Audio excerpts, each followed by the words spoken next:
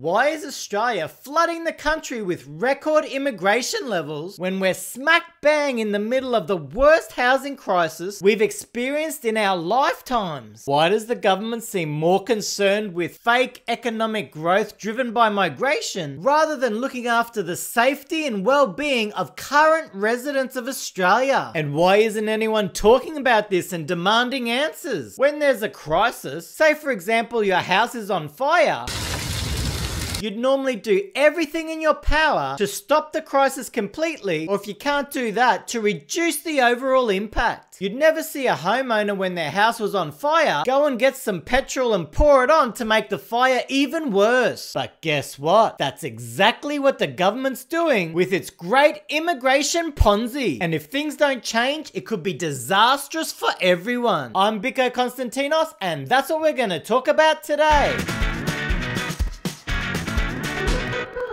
First of all, I'm not against immigration in any way. How could I be? My grandparents from Greece arrived in Australia by boat and originally settled in Biloela and Monto, Queensland. And I genuinely love Australia and feel totally blessed to live in this country. But just because a country has been great doesn't mean it'll be great forever, especially if you don't look after the great things about a country. And one of the most important things in any country is having affordable housing for people to live in. And this is one area where Australia has really dropped the ball. But more than dropped the ball, they've basically put a hole in the ball, ripped it to shreds, and said to Australians, here, play football with this. So Albo, I've got a question. Why the crazy record immigration levels? Yeah, I think you've had your say. No, I haven't had my say, Albo. I'm only just getting started. I'm here on behalf of all Australians doing it tough. Whether it be those trying to rent, having to face ridiculous demand for rentals, and often seeing their rents hiked by unbelievable percentage amounts. Or for those recent home buyers who have extremely large mortgages because we've let our house prices get so ridiculously high and have now seen their mortgages triple when the RBA promised no rate hikes until 2024. Australia is the land of plenty, Albo. Don't turn it into slums and make us all live like sardines in ultra high density housing, because that's the only way we can accommodate everyone. Let's get back to making smart decisions based on the evidence at hand. And I know one smart decision: subscribing to my channel. I'll provide you with independent analysis and commentary. And please like this video. It helps YouTube to spread my content. Now let's look into this immigration Ponzi more closely. For today's video, I'm going to be referencing Matt Barry's keynote speech at the Sydney Morning Herald's Sydney 2050 Summit. Let's start off by looking at foreign students. Australia's fifth biggest export is educational related travel services, or in other words, the visa factory at our local universities and colleges. There's 622,000 foreign students currently living in Australia, which is equivalent to the populations of Canberra, Darwin and Alice Springs. By 2025, there's predicted to be 940,000 foreign students, and the number in Sydney will be the equivalent of the entire population of Canberra. Alright, so the government's fast-tracking the crap out of foreign student visas, and they're pumping them out faster than McDonald's pumps out their tiny cheeseburgers. Have you seen how small they are? But that should be okay, because overall, Australia's birth rate is decreasing. In fact, every woman must have 2.1 kids just to maintain the current population. But guess what? Australia's birth rate's currently sitting at 1.6 and hasn't been above 2.1 since 1975. What does that mean? Well, it means that our entire population growth is coming from immigration, and that's by design. It's a deliberate design feature of our economic architecture, said a former finance minister. You see, the US uses quantitative easing to drive easy, relentless growth, but Australia uses quantitative peopling. In other words, turning on the immigration floodgates. Remember when they released too much water from the dams during heavy rains?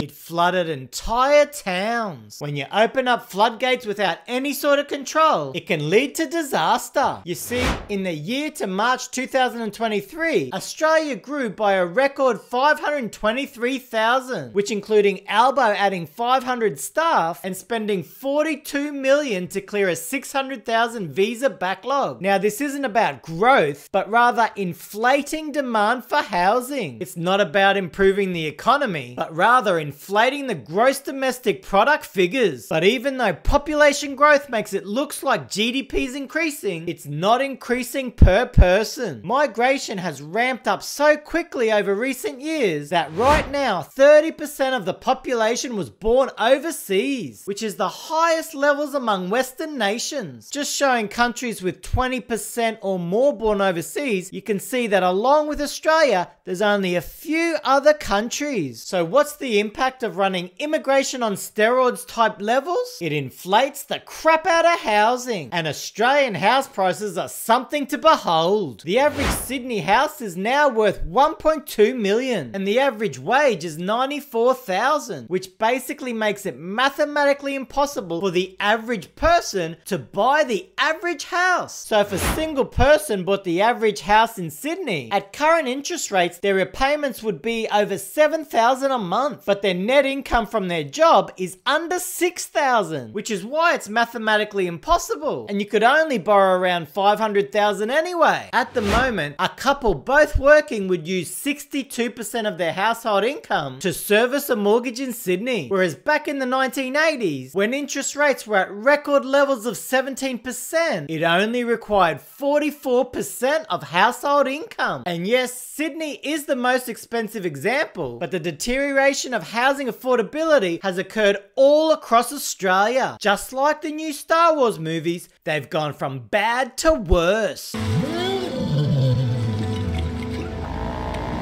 So to solve the housing affordability crisis, the government announced a grand plan to build 1 million homes by 2029. But it's not actually the government building the homes. They'll only build a tiny few. It's their predictions of what the private sector will be building. But guess what? If immigration continues at the current levels of around 400,000 per year, we'll be building 1 million homes. At the same time, 3 million new immigrants have joined the population. Some of the maths just doesn't seem to add up. Now, the effect of mass immigration isn't limited to just house prices. Mass immigration drives out of control inflation, property costs, infrastructure demands, construction collapses, business insolvencies, debt, and the greatest erosion of Australian living standards on record. And with all these effects, something is bound to break. So Albo, I'll ask it again. What you gonna do? Yeah, I think you've had your say.